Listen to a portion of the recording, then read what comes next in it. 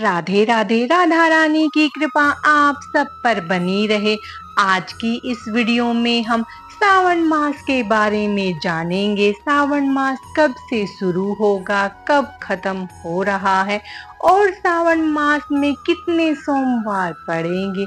सावन मास के नियम, पूजा विधि के बारे में जानेंगे। हिंदू धर्म में सावन मास का विशेष महत्व है क्योंकि इस पूरे महीने भगवान शिव की पूजा अर्चना की जाती है।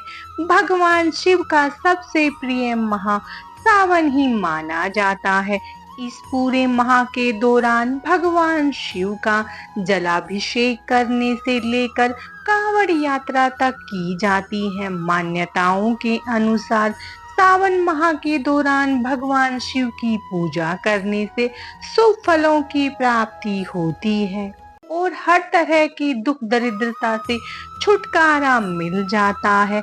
इस बार सावन माह और भी ज्यादा शुभ है क्योंकि इसमें इस बार 5 सोमवार पड़ रहे हैं, जिससे भगवान शिव और माता पार्वती की पूजा करने से शुभ फलों की प्राप्ति होगी। हिंदू पंचांग के अनुसार सावन माह का आरंभ सावन माह के कृष्ण पक्ष की प्रतिपदा तिथि से होता है।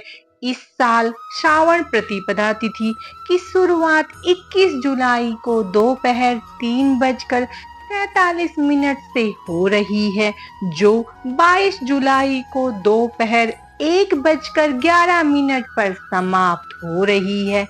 इसीलिए सावन मास का आरंभ 22 जुलाई से हो रहा है। इसके साथ ही सावन पूर्णिमा यानी 19 अगस्त को सोमवार के दिन ही इसका समापन हो जाएगा। साल 2024 का सावन बहुत खास है क्योंकि सोमवार के दिन शुरू हो रहा है। इसके अलावा प्रीति योग, आयुष्मान योग के साथ सर्वार्थिक योग भी बन रहा है। इन शुभ योगों में भोलेनाथ की पूजा करने से कई गुना अधिक फलों की प्राप्ति होती है। हिंदू पंचांग के अनुसार प्रीति योग सुबह से लेकर शाम 5:58 तक है। इसके बाद आयुष्मान योग लग जाएगा। वहीं सर्वार्थ सिद्ध योग सुबह 5:57 से आरंभ होकर रात 10:21 तक रहेगा।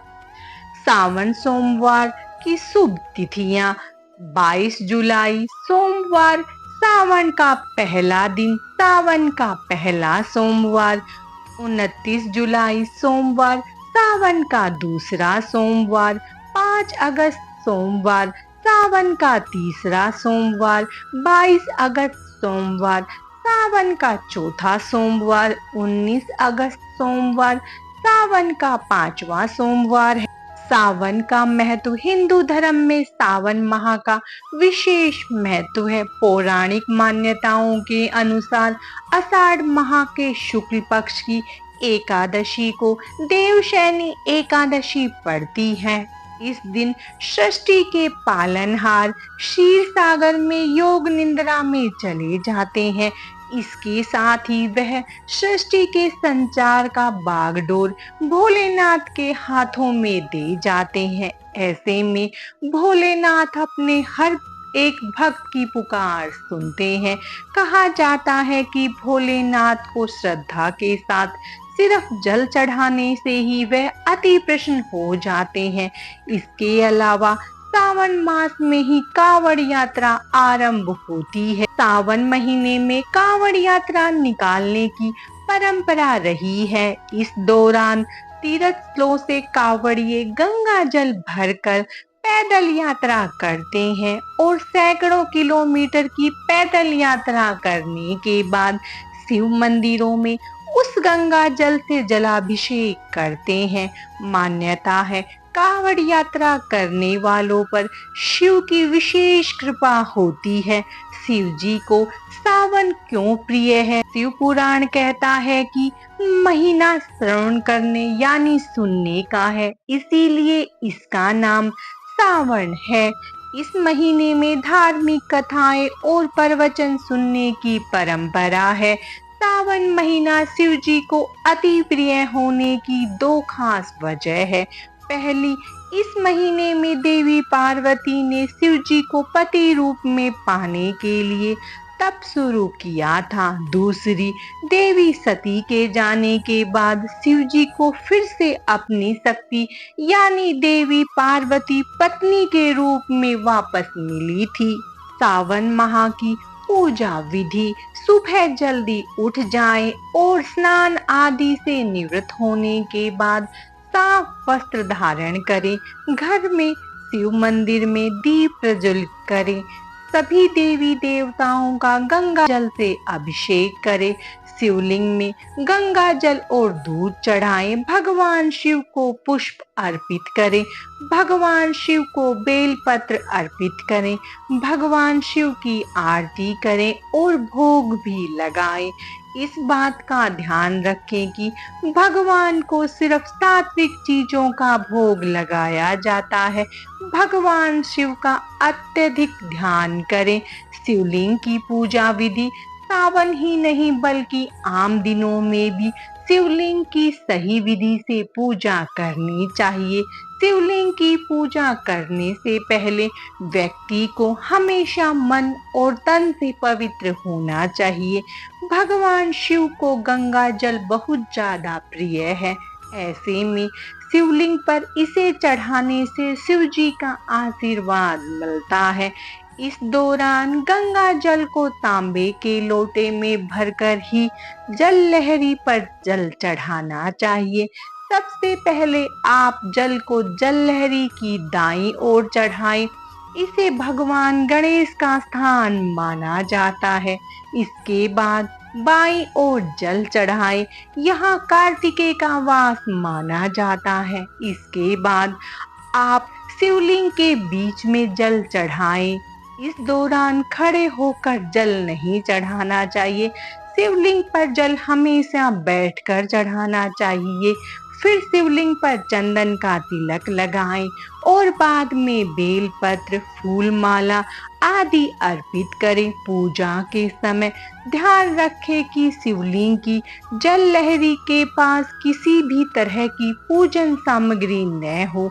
वहीं ऐसा कहा जाता है कि शिवलिंग की हमेशा आधी परिक्रमा ही करनी चाहिए।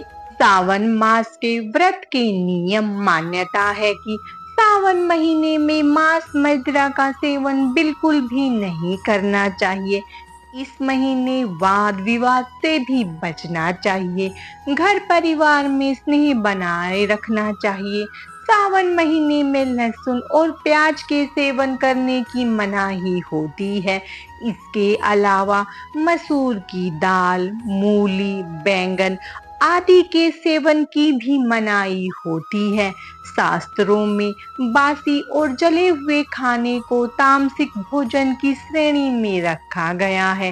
शास्त्रों के अनुसार सोमवार का व्रत बीच में नहीं छोड़ना चाहिए।